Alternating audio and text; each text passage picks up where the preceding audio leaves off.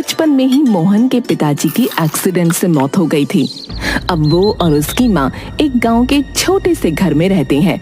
उनके पास जायदाद के नाम पर 2 बीघा जमीन थी और उसकी माँ भी बहुत बीमार रहती थी। इतना पैसा बचाने के बाद भी माँ के इलाज का पैसा नहीं जमा कर पा रहा और जायदाद के नाम पर मेरे पास सिर्फ 2 बीघा जमीन है। एक काम करता हूँ, गांव वालों से थोड़ी मदद ले लेता हूँ, कोई ना कोई मदद तो कर ही देगा।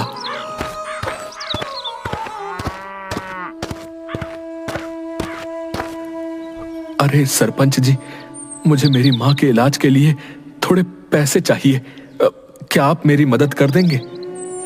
देखो बेटा, मदद तो मैं तुम्हारी कर देता, पर मुझे तुमसे पैसे मिलने की कोई उम्मीद नहीं है, तो तुम मुझे माफ करना। अच्छा।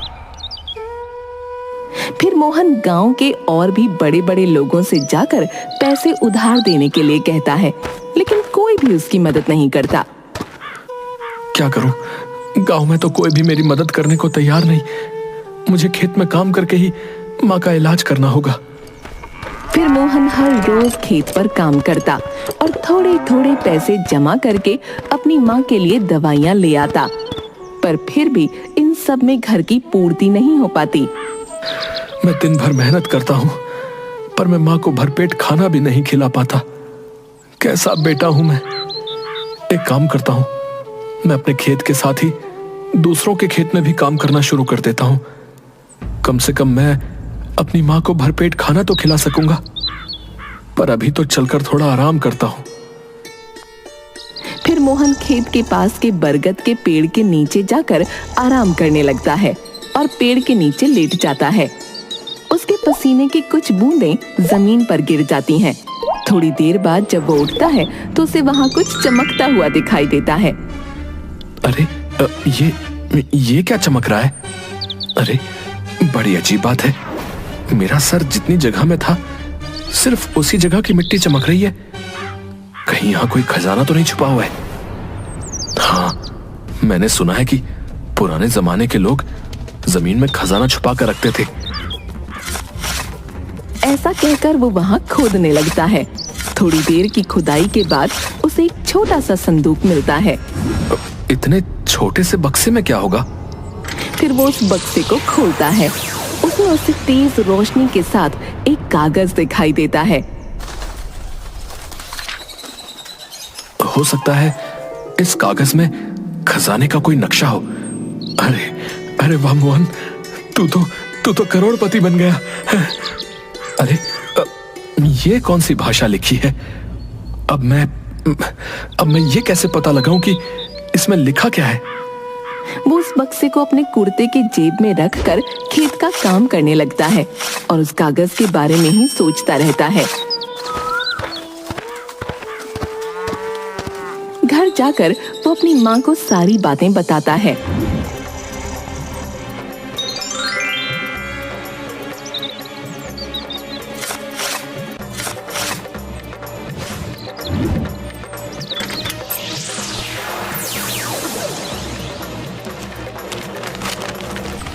पर माँ, इसमें जो लिखा है वो मुझे बिल्कुल समझ में नहीं आ रहा। पता नहीं कौन सी भाषा में लिखा है। एक काम कर, तू इस कागज को लेकर बड़े से वैद्य के पास चला जा। उन्हें बहुत सी भाषाओं का ज्ञान है, वो बहुत ही भरोसेमंद भी है। हाँ माँ, बात तो तुम सही कह रही हो। फिर वो उस कागज को लेकर बड़े वैद्य जी के पास चला जाता है। आओ मोहन, बैठो। साधना की तबीयत कैसी है? तबीयत तो वैसी ही है जैसी पहले थी। वैसे वैद्य जी, मुझे आपसे कुछ जरूरी बात करनी है। वैद्य जी, मेरे खेत के पास जो पुराना बरगद का पेड़ है उसके नीचे से ये मिला। मैं चाहता हूं कि आप मुझे ये पढ़कर बता दें। अरे इसमें कौन सी बड़ी बात है, लाओ वो कागज मुझे दो।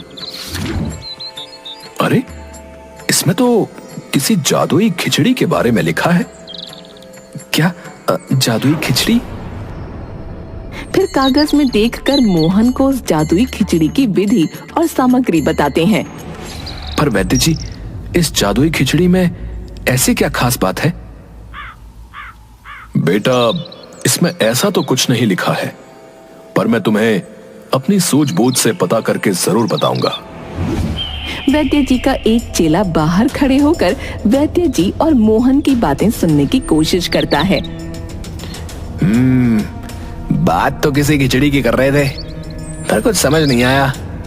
मुझे पता लगाना ही पड़ेगा। मोहन वैद्य जी के कमरे से बाहर निकल रहा था, तब बिट्टू मोहन की तरफ बहुत ही अजीब तरीके से देख रहा था और मोहन ने भी इस बात को नोटिस कर लिया था। वो चुपचाप वहाँ से निकल जाता है। मुझे ऐसा क्यों लगता है कि इस बिट्टू ने हमारी बातें सुन ली।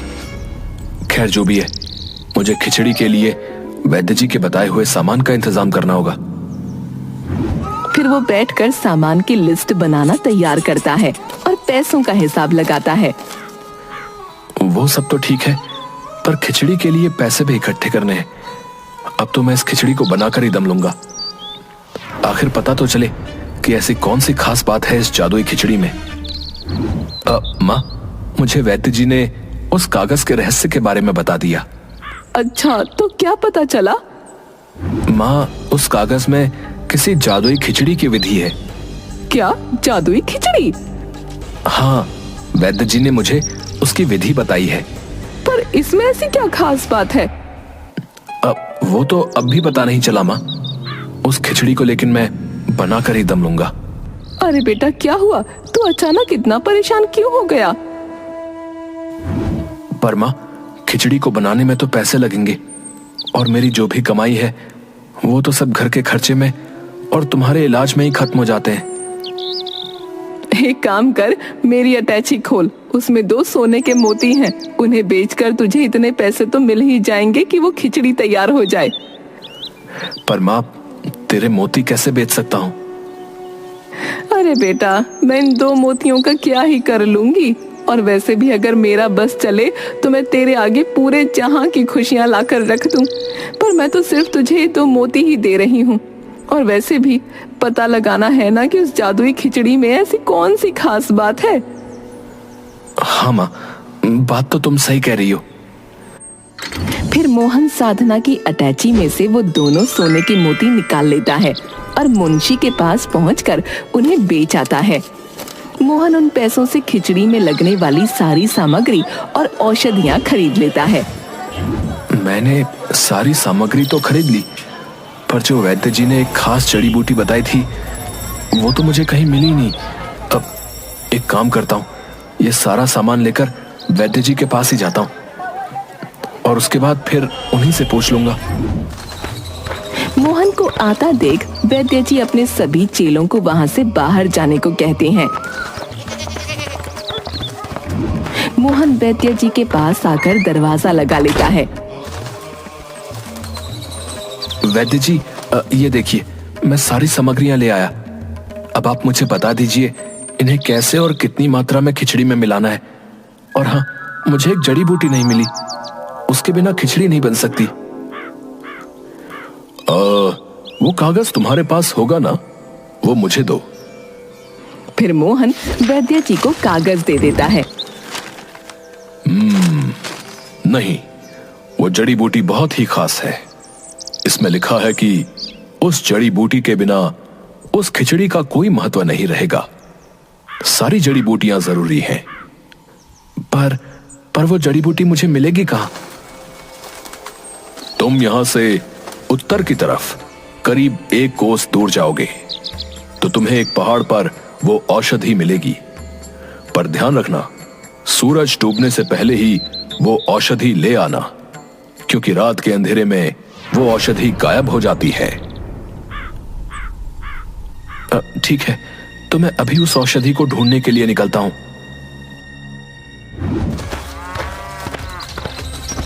मोहन उत्तर में जाकर उस पहाड़ पर पहुंच जाता है।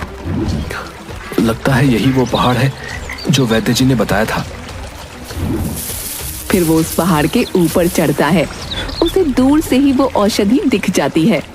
उस औषधि को लेने के लिए एक लकड़ी के ब्रिज पर से गुजरना था। इस पुल को तो देखकर लग रहा है कि ये बहुत पुराना है, पर कितना मजबूत है, अभी तक भी टिका हुआ है। फिर फिर वो उस ब्रिज पर चलने लगता है। एक दो कदम चलने के बाद पुल टूट जाता है और मोहन नीचे नदी में गिर जाता है। जैसे तैसे तैरकर मोहन नदी के किनारे पहुंच जाता है और फिर से उसी जगह पर पहुंचता है। ये पुल तो टूट गया, अब मैं औषधि कैसे लूंगा? और थोड़ी देर में सूरज भी डूबने वाला है। क्या करूं, क्या करूं? फिर वो अपने आसपास देखता है। उसे पेड़ की एक मोटी बांस की लंबी टहनी दिखाई देती है। वो जाकर बांस की लंबी टहनी खींच कर ले आता है और दोनों पहाड़ के बीच में रख देता है और उस पर चलकर दूसरी तरफ पहुंच जाता है।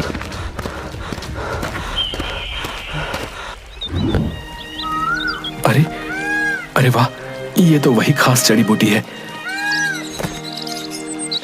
आह, कितनी प्यारी खुशबू आ रही है इसमें से। और बहुत सारी जड़ी बूटियां तोड़ लेता है। अब बस जल्दी ही मुझे उस खिचड़ी का राज पता चल जाएगा। फिर मोहन घर जाकर खिचड़ी बनाने की तैयारी करता है। इसका मिश्रण तो तैयार हो गया और वैद्य जी ने जैसा बताया था ठीक वैसा ही लग रहा है। तभी उसके घर की खिड़की से बिट्टू झांककर उसे देखने लगता है। अरे अरे, ये क्या कर रहा है? मुझे पता लगाना ही पड़ेगा। एक काम करूंगा, मौका देखकर इसके घर की तलाशी लेता हूं। दुख भरे दिन बीते रे भैया, अब सुख आयो रे। हाँ, खिचड़ी तो बन गई। अब बस इसे जल्दी से चख कर देखता हूँ कि इसमें क्या खास बात है। एक प्लेट में खिचड़ी लेकर थोड़ी सी चखने लगता है। वो बस एक कौर मुंह में रखता ही है, तभी अचानक साधना के चिल्लाने की और बर्तन गिरने की आवाज आती है। मोहन दौड़कर अंदर जाता है तो साधना खून की उल्टियां कर रही होती है। माँ क्या हुआ तुझे? मैं अभी वैद्य जी को लेकर आता हूँ। मोहन दौड़ता हुआ वैद्य के यहाँ आता है। रास्ते में बिट्टू के कुछ गुंडे मोहन को घेर लेते हैं। अरे, इससे वो राज की बात उगलवाओ, ना बताए तो मार मार कर हड्डियां ढीली कर दो। और खुद उसके घर की तलाशी लेने के लिए चला जाता है। मैं आपके हाथ जोड़ता हूँ, मुझे जाने दो। मेरी माँ की तबीयत बहुत ज्यादा खराब हो गई है। बस एक बार मेरी माँ ठीक हो जाए, उसके बाद तुम मेरी जान ले लेना। अरे मारो ऐसे। सभी एक साथ उसे मारने के लिए आते हैं, पर मोहन सभी गुंडों को एक साथ हवा में उछाल देता है। अरे, इस सूखी हड्डी में इतनी ताकत? एक गुंडा पीछे से उसके हाथ पर वार करता है। मोहन फिर से सभी गुंडों को मारने लगता है। सभी गुंडे डर के मारे भाग जाते हैं।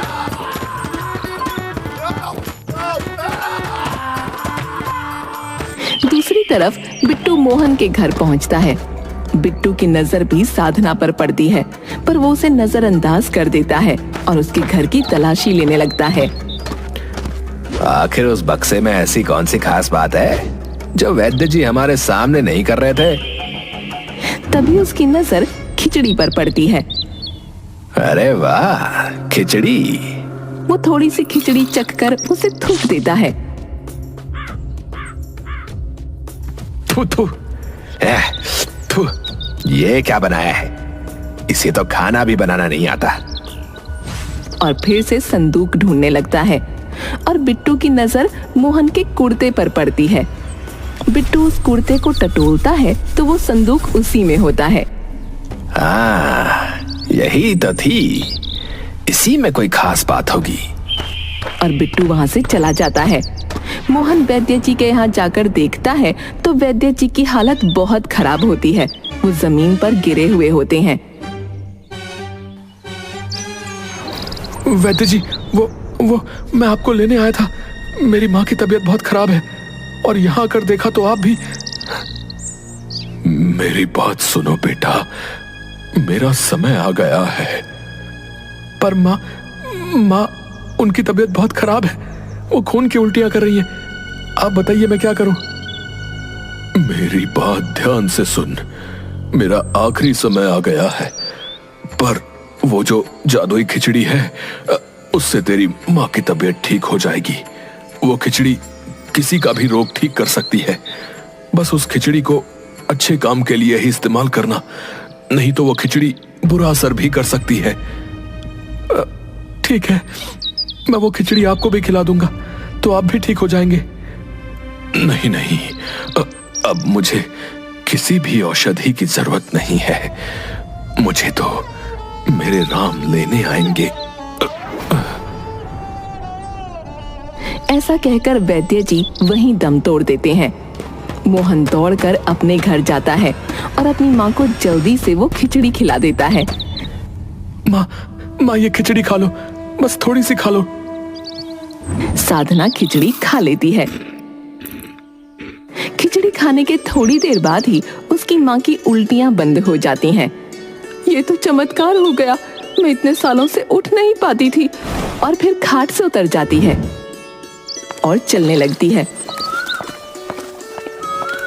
देख देख, मैं चल भी सकती हूँ। और दोनों खुश हो जाते हैं और एक दूसरे के गले लगते हैं। माँ ये इस जादुई खिचड़ी का कमाल है। मोहन की नजर उसके हाथ की चोट पर लगती है और फिर मोहन साधना को सारी बातें बताता है। पर बेटा, हमें किसी और पर भी इस खिचड़ी को जांच लेना चाहिए। हाँ माँ, क्यों नहीं, हम जमुना काकी को भी ये खिचड़ी खिलाएंगे। उन्हें भी तो कितने दिनों से लकवा है ना। तू ठीक कह रहा है। फिर साधना और मोहन जमुना काकी को भी खिचड़ी खिलाते हैं और जमुना काकी भी कुछ देर बाद बिस्तर से उठकर खड़ी हो जाती है। बेटा, ये तूने कौन सी औषधि खिला दी? सभी डॉक्टरों ने हाथ खड़े कर दिए थे, पर तूने तो चमत्कार ही कर दिया। अरे काकी, अभी चमत्कार तो आपने देखा ही नहीं है।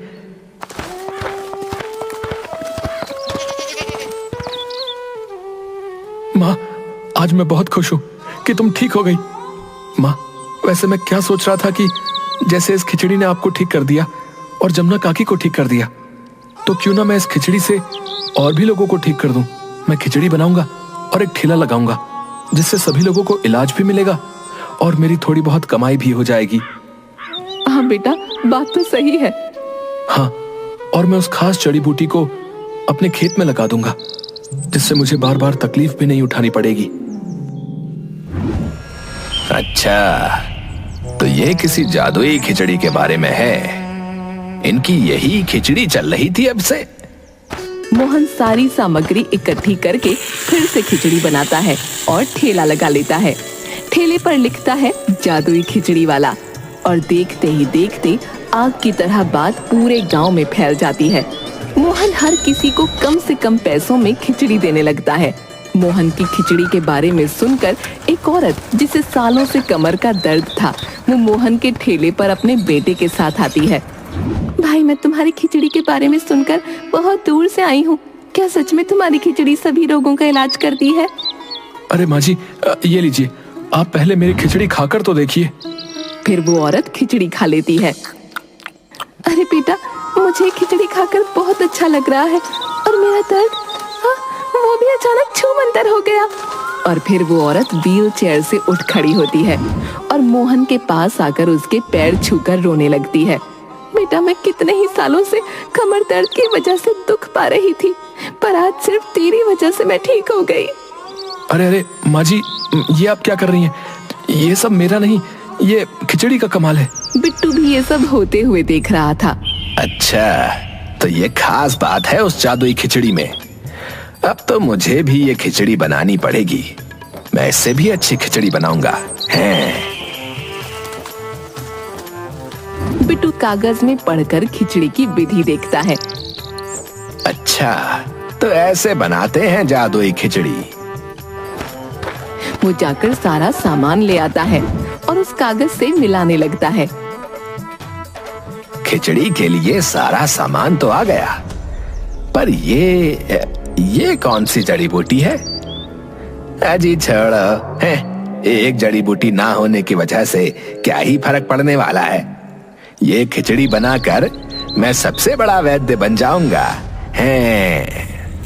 बिट्टू भी खिचड़ी बना लेता है और मोहन के ठेले के सामने जाकर, अरे सुनो सुनो, अरे गांव वालों देखो, मैं भी जादुई खिचड़ी बना सकता हूँ भैया। बिट्टू भीड़ में खड़े एक आदमी को उसकी खिचड़ी खिलाता है। ये लो खाओ और खाकर देखो कि किसकी खिचड़ी ज्यादा अच्छी है। फिर वो आदमी उस खिचड़ी को खाता है। कैसा महसूस हो रहा है? कुछ आराम मिलाया नहीं? अरे अरे, तुमने इस खिचड़ी में क्या मिला दिया है भाई? अरे तुम्हारी इस खिचड़ी से तो मुझे जुलाब लग गया। ना जाने क्या उलझुल खिचड़ी में डाल दिया और आया जादुई खिचड़ी बनाने वाला। अरे मारो इसे, मारो।